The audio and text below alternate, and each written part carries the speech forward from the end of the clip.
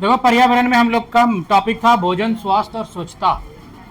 भोजन, स्वास्थ्य, स्वच्छता में हम लोग ये देखे थे कि भोजन हमारी बॉडी पर कैसे प्रभाव डालता है। दूसरा हम ये देखे थे भोजन में क्या क्या होने चाहिए। भोजन में ऐसा होना चाहिए, भोजन ऐसा पोषण होना चाहिए जो हमारे शरीर पर बढ़िया प्रभाव डाले, जिसमें प्रोटीन हो, फैट हो, कार्बोहाइड्रेट हो, विटामिन हो, मिनरल्स हो। फिर हम लोग ये देखे थे कि ये भोजन जो होता है दो तरीके से कोई भी धरती पर जो जीव है या पादप है, ये दो तरीके से ग्रहण करता है, स्वयं पोषण करता है या परपोषण करता है। स्वयंपोषी यहां कि पादप एवं जंतु को ऊर्जा देता है भोजन, पादप स्वयंपोषी होते हैं। यह बताए थे कि पादप स्वयंपोषी क्यों होते हैं, क्योंकि पादप प्रकाश संश्लेषण करने की क्षमता रखता है, प्रकाश संश्लेषण की क्रिया करता है, इसलिए वो स्वयंपोषण बना पाता,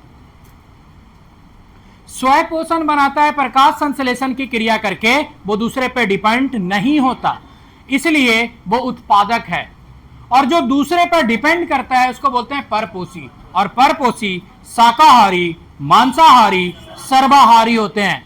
शाकाहारी क्या होते हैं? साग सब्जी पर निर्भर करते हैं, और साग सब्जी बकरी खाई निर्भर की, बकरी को खाया शेर, तो वो मांसाहारी हो गया। किस पर निर्भर किया? शाकाहारी जानवरों पर। एक हो गया सर्वाहारी, जो साग सब्जी मांस दोनों खाता है। तो यहां पता यह चला कि उत्पादक स्वयंपोषी होगा, वो किसी पर निर्भर नहीं होगा, वो निर्भर होगा प्राकृतिक चीजों पर, जैसे सूर्य की रोशनी और प्रकाश संश्लेषण की वो अपनी क्रियाएं, और उससे स्वयंपोषण करेगा। परपोषी शाकाहारी, मांसाहारी, सर्वाहारी होंगे। पादप एवं जंतु ऊर्जा देता है, पादप स्वयंपोषी होते हैं, जबकि जीव परपोषी होते हैं। भोजन ग्रहण करने के आधार पर यह अलग अलग तरीके का होता है। ये शाकाहारी, मांसाहारी, इसको कैसे जानेंगे हम कोई शाकाहारी है कोई मांसाहारी? तो हम बताए थे कि हमारे दांत का प्रकार, शाकाहारी का दांत एक समान होगा, मांसाहारी के दांत नुकीले वाले होंगे, जिसको बोलते हैं कैनाइन। इंसान भी क्या है? प्राकृतिक रूप से मांसाहारी। हमारे साइड का जो दांत है 1 2 3 4 नुकीला दांत, इसको बोलते हैं कैनाइन। और भैंस गाय में ये नहीं होता है, भैंस को कहना मुंह फाड़ देखना, सब दांत बराबर, देखो सारा, ताकि गाली करने में वो चारों जो बराबर के दांत है वो आराम से बैठा सके। हम लोग लेते हैं, चबाते हैं नीचे, हम लोगों को खींचना फाड़ने वाला दांत है, इसलिए हम लोग प्राकृतिक रूप से मांसाहारी है। सर्वाहारी यह अनुकूलन का परिणाम है। इंसान अगर सिर्फ जानवरों पर निर्भर हो जाता तो हमारी समाज खत्म हो जाती, इसलिए हम लोग क्या हो गए? प्राकृतिक रूप से सर्वाहारी हो गए, शाकाहारी भी, मांसाहारी भी। अब है उदाहरण के लिए दांत की विशेषता। दांत की विशेषताओं से कुछ क्वेश्चन आते हैं। शाकाहारी एक समान दांत होता है, मांसाहारी के दांत फाड़ने वाले होते हैं, ये एक्स्ट्रा होता है। कुछ के दांत हमेशा बढ़ते रहते हैं, गिलहरी, खरगोश, चूहा, और कुछ के दांत होते हुए भी वो सामान्य को निगल जाता है, जैसे सांप। खाना किसी भी क्षेत्र का 3 चीजों पर निर्भर करता है। पहला है उपलब्ध, अगर उपलब्ध नहीं होगा तो खाओगे कैसे? दूसरी चीजें हैं सस्ता, अगर सस्ता नहीं रहेगा तो भी नहीं खाओगे। अगली चीजें सांस्कृतिक प्रभाव, आपके धर्म में उस चीज की इजाजत है कि नहीं। तो हम खाना भी खाते हैं तो बहुत चीजें सोच समझ के, कोई भी धर्म का आदमी हो, मुसलमान में अगर शराब हराम है तो हिंदू भी नहीं पीता है उसको। अब देखो ईसाई लोग खूब पीता है, भगवान को भी चढ़ाता है। तो यहाँ पे क्या हो गया कि किसी का धार्मिक चीजें हो सकती है और किसी का धार्मिक नहीं हो सकता है, तो वो भी क्या हो गया? खाने पीने की सामग्री ही है। अगला कि खाना जो है, हम कैसा खाना खाते हैं, खाना कैसा होना चाहिए? हमारा खाना ऐसा होना चाहिए जो आयु के हिसाब से हो। अलग अलग आयु के हिसाब से खाना है। कभी देखोगे कोई दवाई लिखी होती है बच्चों के लिए नहीं है, देखो कोई ऐसा खाना होता है जो बच्चों के लिए नहीं होता है, कोई खाना बच्चों को पसंद नहीं होता है। आयु वर्ग के हिसाब, और खाना ऐसा हो जिसमें प्रोटीन, फैट, विटामिन, मिनरल सारा हो। मजबूरी हो तो भी कम खाओ, लेकिन संतुलित भोजन खाओ। अब नहीं है 2 किलो मूढ़ी लेके आ गए कि ढेर होगा, आराम से फोकते रहेंगे, उससे क्या होगा?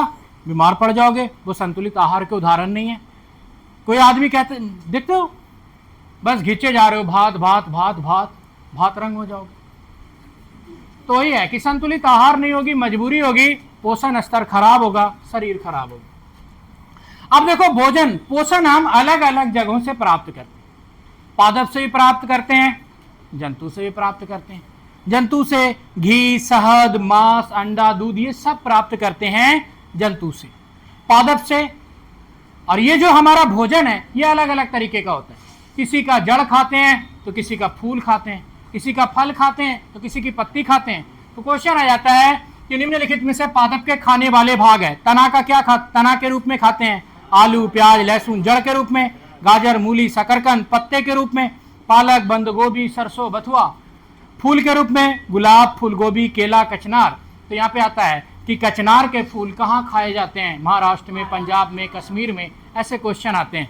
तो फिर ऐसे भी सवाल को हम यहाँ पे नीचे ऐड करके रखे हुए कि फल, सेब, केला ये सब क्या हो गए, फल के उदाहरण हो गए।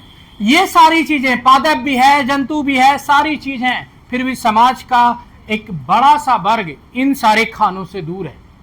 गांव में गरीबी इतना है कि हमारे समाज में बीपीएल, बिलो पॉवर्टी लाइन, लोगों को पीला कार्ड दिया जाता है। सुने हो? हमारे यहाँ अच्छे अच्छे स्कूल नहीं है। बच्चा स्कूल इस लालच से आता है ताकि वो मिड डे मील कार्यक्रम का लाभ उठा सके, खा सके फ्री की खिचड़ी। बहुत लोग इस लालच से भी आता है। तो किताब रे आए, खलिया रे पेट में कैसे उठाएगा गंजी सेट, दिखाएगा ये लो थाली, लेकिन किताब नहीं। ऐसा भी है, हमारा बहुत सारे लोग हैं जिसको खाना नहीं है, वो मजबूरी में भी स्कूल आता है खाने के लालच में। सरकार गरीबी को सुधारने के लिए, ताकि कोई भी समाज का वर्ग गरीबी के नीचे आकर के पोषण का शिकार ना हो, गुणवत्तापूर्ण पोषण मिले, इसीलिए समाज में जन वितरण प्रणाली, स्कूल में मिड डे मील कार्यक्रम लेके आई। 2004 में मिड डे मील कार्यक्रम की शुरुआत दोपहर संतुलित भोजन के लिए ये 8वीं तक के बच्चों को दिया जाता है, प्राथमिक, उच्च माध्यमिक। 9वां 10वां खिचड़ी नहीं बढ़ता, मिडिल स्कूल तक बढ़ता है। देखो कि छोटे थे तो बटा, मिडिल स्कूल तक खाए, और ऐसो 9वां 10वां वाला थलिया नहीं ले जाएगा। उसके बाद ढेर बुद्धि हो जाता है। 7वां 8वां तक तो चुरा के बैग में लड़की लोग लड़का लोग लेके भी जाता है, फिर 9वां के बाद संभव है क्या? नहीं, भूखने लगेगी, इज्जत की बात आ गई। 10 दिन भूखा रह जाएगा आदमी। अब बात क्या आ गई? इज्जत की, क्योंकि अब शुरू हो जाएगा किशोरावस्था। यहाँ भोजन संरक्षण, भोजन हमारे पास है, भोजन बनाने की, उपजाने की तकनीक है, पर उसको रखने की तकनीक नहीं होगी, दिक्कत हो जाएगा। हम लहसुन को टांग के ऊंचाई पे रखते हैं, जमीन पे नहीं रखते।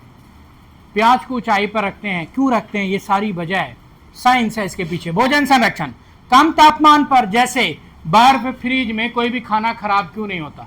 क्योंकि बैक्टीरिया खाना खराब करती है, कवक खाना खराब करती है, या तो कवक या तो बैक्टीरिया। किसी भी चीज में, जैसे दही, दूध से दही बना, लैक्टोबैसिलस के कारण बैक्टीरिया है, तो बैक्टीरिया सारे खराब नहीं होते, कुछ अच्छे भी होते हैं, कुछ खराब भी होते हैं। जैसे यीस्ट, जो हम लोग बेकरी में, बिस्कुट वाले में यूज करते हैं, सोडा, बहुत सारी चीजें हैं जो बैक्टीरिया के द्वारा बनाया जाता है, लेकिन सारे बैक्टीरिया खराब नहीं होते, कुछ अच्छे भी होते हैं। लेकिन बैक्टीरिया क्या करता है? हमारे खाने को खराब कर देता है, और उस खाने को लंबे समय तक बचाए रखने के लिए या तो ठंडे में रखो या तो गर्म में रखो। गर्म में जैसे दूध को उबालते रहो, खराब नहीं होगा, या दूध को फ्रिज में रख दो तो भी खराब नहीं होगा। लेट सेट आना है, रात में उबालना है, फ्रिज में रख दो तो काम कर जाएगा, क्योंकि ज्यादा ठंडे में बैक्टीरिया सर्वाइव नहीं करता और ज्यादा गर्मी में भी नहीं। अब दूसरा चीज है, बैक्टीरिया ना तो ज्यादा तीता खाता है ना तो ज्यादा मीठा खाता है। रसगुल्ला में अगर चीनी ढेर डाले तो ढेर दिन तक बेच सकते हो, खराब नहीं होगा। इसलिए देखो गौ देहात का रसगुल्ला खस खस चीनी, कब बनाए हो? 1.5 साल हो गया खराब ही नहीं होगा।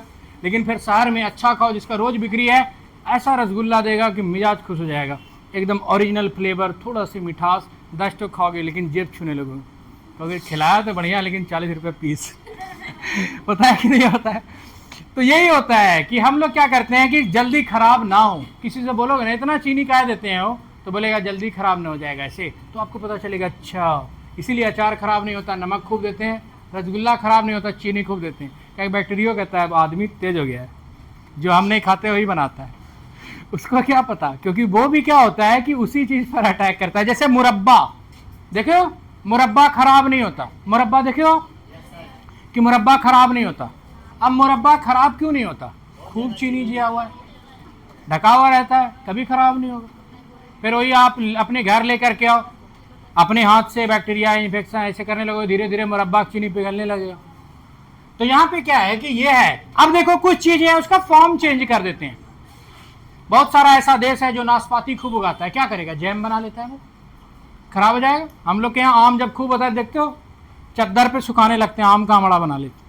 कुछ तो करना पड़ेगा ना फेंकने से बढ़िया, तो हम उसका फॉर्म चेंज कर देते हैं तो भी खराब नहीं होता। जैसे आलू का चिप्स, आम का जूस, सेब का जैम, तो भी खराब नहीं होता। अब कुछ चीजें यहां पर है कि हम किसी चीज को, खास चीज जैसे आलू, प्याज, लहसुन को नमी से बचाकर खुले में रखा जाता है, और अगर नमी में रखोगे तो आलू हो जाएगा हरा, आलू चुटुक जाएगा। देखियो आलू मार्केट में, कहेगा देसला है, कहोगे नहीं वाला नहीं लेंगे। तो आलू ऐसा क्यों हो गया, नमी के कारण।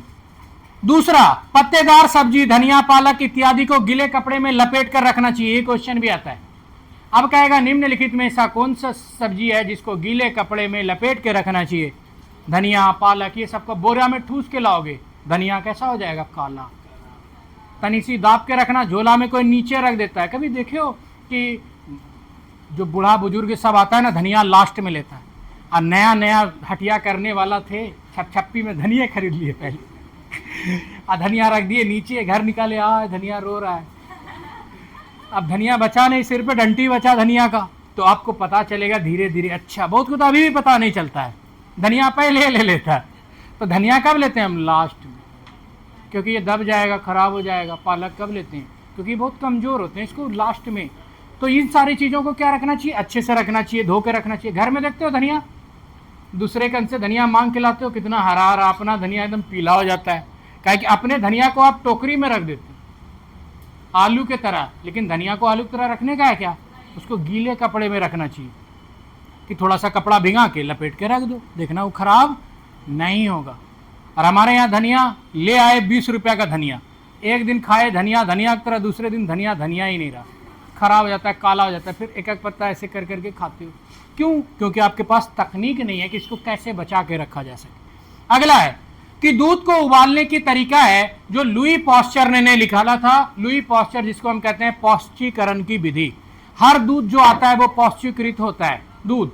यही दूध को जब हम 62.8 यानी 62 डिग्री सेल्सियस पर 30 मिनट गर्म करते हैं, या 71 डिग्री सेल्सियस पर 30 सेकंड गर्म करते हैं, तो दूध की यही विधि पौष्टिकरण की विधि कहलाती है। और भारत में जो हमारा अमूल है उसके जो संस्थापक है वो है वर्गीज कुरियन।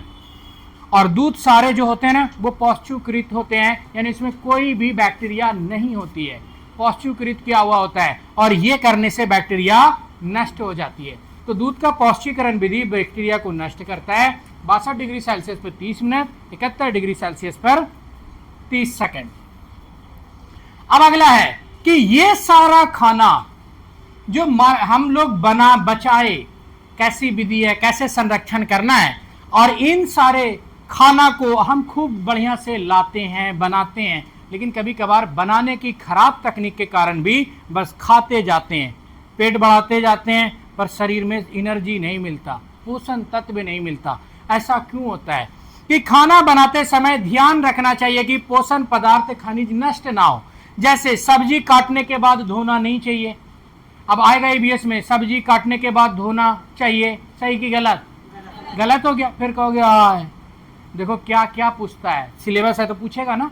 छोटा बच्चा कहेगा मैडम सब्जी धो दिया, तो फिर तुम उसको समझाओगे ना सब्जी क्यों धोए, हड़कुलिया पकाने किसको ले जाओगे, बच्चे को। और वहाँ बच्चा आपसे ऐसे ऐसे सवाल करेगा, क्योंकि आपके पास जो बच्चा पढ़ने आएगा प्राइमरी स्तर पर वो कितना होगा, 6+ एज का होगा ना, और वहाँ सवाल पूछने की बड़ा उम्र है।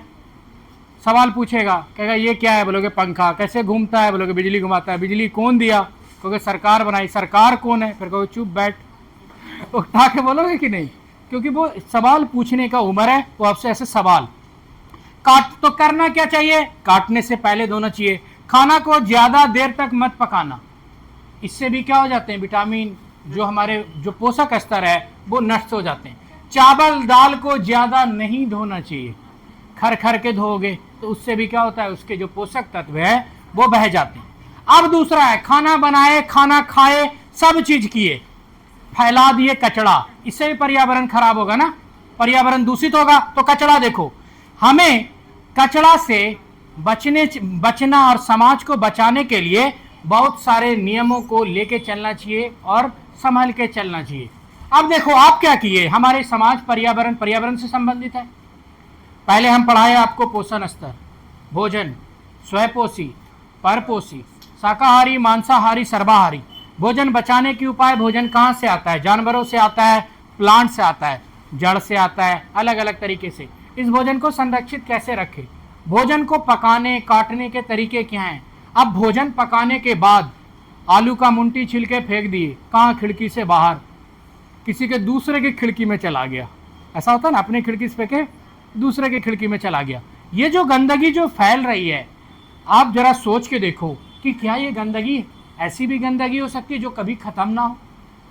लाए पॉलीथीन फेंक दिए, आपके नाली में जाके जाम हो गया, आपके घर से उड़ के दूसरे के घर चला गया, या फिर इधर उधर भटकता रह गया, तो ये सारे कचड़े हैं ना। तो कचड़ा दो तरीके का है। आलू का छिलका फेंके गल जाएगा, पन्नी गलेगा क्या? नहीं गलेगा। तो जो गल जाएगा, जिसका अपघटन हो जाएगा, उसको बोलते हैं जैव निम्नकरणीय। और जिसका कचरा का निपटान नहीं होगा, उसको बोलेंगे जैव अनिम्नकरणीय। जैव निम्नकरणीय जो कचरा गल जाएगा, जैव अनिम्नकरणीय जो कचरा नहीं गलेगा। समझ में आया? जैव निम्नकरणीय कचरा गल जाएगा, जैव अनिम्नकरणीय कचरा नहीं गलेगा। जैसे पॉलीथीन, प्लास्टिक, शीशा, ये सब जल्दी खत्म होगा क्या? नहीं। तो हमें ऐसी सामग्रियों का यूज नहीं करना चाहिए जिससे भोजन या पोषण के समक्ष या उसके साथ में जिससे पर्यावरण को नुकसान हो।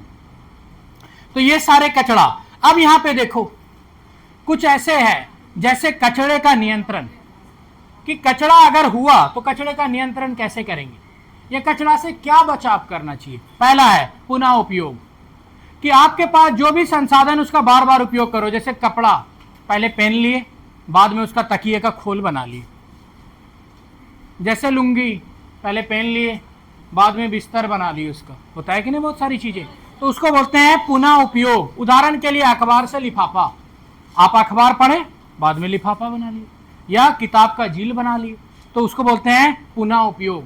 तो हमारा जो भी संसाधन है ना, उसका ये देखना चाहिए कि इसका उपयोग कैसे हो सके ज्यादा से ज्यादा, नहीं तो फिर ये क्या करेगा, समाज में कचरा ज्यादा फैलाएगा। दूसरा चीज है पुनर्चक्रण। पुनर्चक्रण क्या है कि खराब वस्तु को पुनर्चक्रण स्थान तक ले जाना चाहिए। जैसे प्लास्टिक को फैक्ट्री तक, अगर हम प्लास्टिक कबाड़ वाले को देंगे तो वो आज कुर्सी था कल पीढ़िया बन के आएगा, था कि नहीं? और हम क्या करेंगे, फेंक देंगे, वो नाली से इधर उधर गांव टोला मोहल्ला में भटकता रहेगा। कम से कम कुर्सी से पीढ़िया तो बन के आता। अपने जीत पर की 12 रुपया लिए थे, 250 में नहीं देंगे, जो फेंक दिए किधर। जिद में नहीं दिए मगर फेंक दिए, इधर से उधर भटकेगा, पर्यावरण को नुकसान ही पहुंचाएगा ना। तो इसीलिए जो भी संसाधन है उसको क्या करना चाहिए, पुनः उपयोग या पुनः चक्रण। जब आएगा कि कचरा नियंत्रण के लिए निम्नलिखित में से किन उपायों को सुझाना चाहिए, पुनः उपयोग, पुनः चक्रण, ये सारे शब्द हैं जो इन्वायरमेंट में आते हैं। और बाद बाकी ईवीएस कुछ नहीं है, सीटेट एकदम इजी है, खेला है तो शब्दों का। हम इतना रफ्तार में इसलिए पढ़ा रहे हैं कि इसकी बहुत सारी चीज़ें हम 2 क्लास में पहले पढ़ा चुके हैं, तेजी में नहीं खींचेंगे दिक्कत हो जाएगा। फिर नेक्स्ट क्लास जो हमारा आएगा, मतलब सेकंड रिवीजन, फिर 2 बार पढ़ाएंगे आपको, ईवीएस भी सीडीपी भी। अब देखो यहाँ पे गोवा में, हमारा देश ऐसा है जहां इन खानों को लोग अलग अलग तरीके से खाते हैं। जहां हम चावल का भात खाते हैं तो वहां लोग चावल का इडली खाता है कि नहीं खाता है दूसरे राज्यों में। जहां हम चावल का भात खाते हैं, कहीं चावल का गुलत्थी खाते हैं। हम लोग मछली का सब्जी खाते हैं तो कहीं मछली फ्राई खाते हैं। हम लोग एक पीस को 4 फांक करके खाते हैं तो कोई वहां फ्राई करके खाता है। जैसा समाज है, जैसी आर्थिक व्यवस्था है, लोग अपने हिसाब से खान पान को अपनाएं। और जो उपलब्ध है वहां, हमारे पास नारियल का तेल लगाने के लिए नहीं है, खाएंगे कहाँ से, खाएंगे क्या। लेकिन कहीं क्या है कि घर की मुर्गी दाल बराबर। हम लोग के यहाँ मेहमान को कहो लो 4 किलो और लो, आम सस्ता है, लेकिन फिर कहीं आम ले आएगी गुट्ठी भी खा जाएगा क्योंकि उसको मिलता नहीं है। तो जो संसाधन जहाँ उपलब्ध नहीं होते वहाँ उसकी वैल्यू होती है, और जो संसाधन जहाँ उपलब्ध होते हैं वो तो राय छित्री होता है। और लोग जो संसाधन होता है उसी को भोजन के रूप में इस्तेमाल करते हैं क्योंकि सस्ता होता है। गोवा में मछली नारियल के तेल में बनाई जाती है। गुजरात में ढोकला, खामड़ी, लेमन राइस जम्मू में तवक माछ, भेड़ का मांस, कलाड़ी, पनीर। तो यहाँ पे देखो इंपॉर्टेंट है कि गोवा में मछली नारियल के तेल में बनी होती है, क्वेश्चन है। अगला है कि महाराष्ट्र में, ये तो सब भी जानता है, महाराष्ट्र में यहां से बनता है कि कचनार के फूल की सब्जी। ये सारी चीजें, साग पूड़ी, बड़ा पाव, पाव भाजी, बेसिक से भी सवाल बन जाते हैं। पंजाब में सरसों का साग, मक्के की रोटी, ये क्वेश्चन बना हुआ है। केरल में क्या होती है? टैपियोका। अरे सरसों के तेल में बनता है, वो नोट में डाल के नीचे हम मेंशन किए हुए हैं कि जम्मू कश्मीर में सरसों के तेल में मछली को फ्राई किया जाता है, ठीक है। और गोवा में क्या होता है? नारियल के तेल में। तो ये आपको बता रहे हैं, ये हो गया हमारा तरीका अलग अलग क्षेत्रों में। अब यहाँ पे क्वेश्चन बनेगा पैडागोजी में, भारत में विविधता होने के बावजूद भी सभी स्थानों का खान पान एक समान है। सही कि गलत? गलत हुआ ना, कि भारत में विविधता भी है, खान पान भी अलग है। फिर आप कहोगे यार सूरा की तरह पढ़ दिए, समझ में आया कुछ नहीं। पढ़ दोगे सूरा की तरह कि भारत में विविधता होने के बावजूद भी सभी जगह के खान पान एक समान है। सभी जगह के खान पान है एक समान? नहीं, ये तो की पॉइंट था। अब धाए दुकुर पढ़ दिए, सही लग गया। अब है दूषित भोजन करना बीमारी का कारण बनता है। आप जो है जिंदा रहने के लिए खाना खा रहे हो, बस खा रहे हो, दूषित भोजन था और उससे कारण बना बीमारी का। अब हम कल देखेंगे कि भोजन से, दूषित भोजन से कौन कौन सा बीमारियां है। खाना तो देख लिए, कैसे लाए, कहाँ से लाए, उसके तरीके क्या है, खाने के प्रकार क्या क्या है, एक दिन का क्लास है। फिर हम देखेंगे कि ये खाना हमारे शरीर में जो गया ये किस किस तरीके से काम किया। बहुत बच्चा ये सोचता है, हम उस दिन भी बात किए कि विटामिन हमको ऊर्जा देता है। ऊर्जा हमारे शरीर को क्या क्या देता है? Protein, fat, carbohydrate. जबकि विटामिन रोग प्रतिरोधक क्षमता बनाए रखता है। मिनरल्स हमारे शरीर में डिहाइड्रेटेड ने पानी बनाए को जो मेंटेन है उसको करता है। जैसे ORS, जब पानी निकलने लगता है तभी ना पानी पीते हो, कि बॉडी बहुत ज़्यादा पानी वेस्ट कर रही है, उल्टी कर रहे हो, लैट्रिन कर रहे हो, तो ORS घिसते हो कि पानी को स्टोरेज करे, पानी को शरीर में मेंटेनेंस बना के रखे। तो वही है कि हमारे शरीर में जो ये सारी चीज़ें हैं ये कैसे काम करती है। मक्खी हमको कौन सी बीमारी फैलाती है, खाने के समय खाने को मक्खियों से दूर क्यों रखना चाहिए, बन बन करेगी। हैजा, चिकनगुनिया, दोनों में अंतर क्या है? चिकनगुनिया कैसे फैलता है? मच्छरों से फैलता है। हैजा किससे फैलता है? मक्खियों से। हैजा कारण क्या है? दूषित जल का कारण है। तो ये सारी चीज़ें, छोटी छोटी जो चीज़ें हैं, ये सारा EVS का सिलेबस है। सबसे खचड़ा सिलेबस यही है। ये मतलब ये टॉपिक, इसके बाद बहुत छोटे छोटे टॉपिक हैं, मज़ा आएगा आपको। लेकिन हम आपको एक तरफ से पढ़ाते इसलिए हैं कि भारी रहे या हल्का। आपको क्या होगा कि जैसे सबसे पहले भोजन, स्वास्थ्य, स्वच्छता, ये यहाँ पे हम लोग बात करते हैं सबसे पहले। इससे पहले हम आपको करें पर्यावरण और पारिस्थितिकी, फिर भोजन, कि हमारा पर्यावरण हमको ये सारी चीज़ें दिया। अगर इन सारी चीज़ों को हम अच्छे से नहीं रखेंगे तो हमारा शरीर खराब होगा, अलग अलग तरीके की बीमारियां आएगी। ये बीमारी कौन कौन फैलाता है, पोषण क्या क्या है, ये हमारे पेट में गया तो ये कैसे पचा, यहाँ से भी क्वेश्चन आता है। पच करके ये खाना हमारे शरीर को कैसे कैसे दिया, ये खाना हम तक पहुँचाने के लिए, हमारी थाली तक लाने के लिए, थाली से पेट तक लाने के लिए ये मेहनत कितना किया, कितना मेहनत हुआ, किया किसने? इन किसानों ने। अलग अलग तरीके से ये लोग किया, कृषि उत्पाद से अलग अलग जगह से ये खाना हम तक आया। और ये खाना फाइनली, कुछ खाने ऐसे हैं जो पैकेट में, डिब्बा में बंद करके जा रहे हैं, जिसका दाम है, कुछ खाने का दाम नहीं है। ये हो गया हमारा लास्ट सबसे बड़ा टॉपिक है। इससे आपका क्या होगा? सोचने समझने का नजरिया बदलेगा और कुछ नहीं।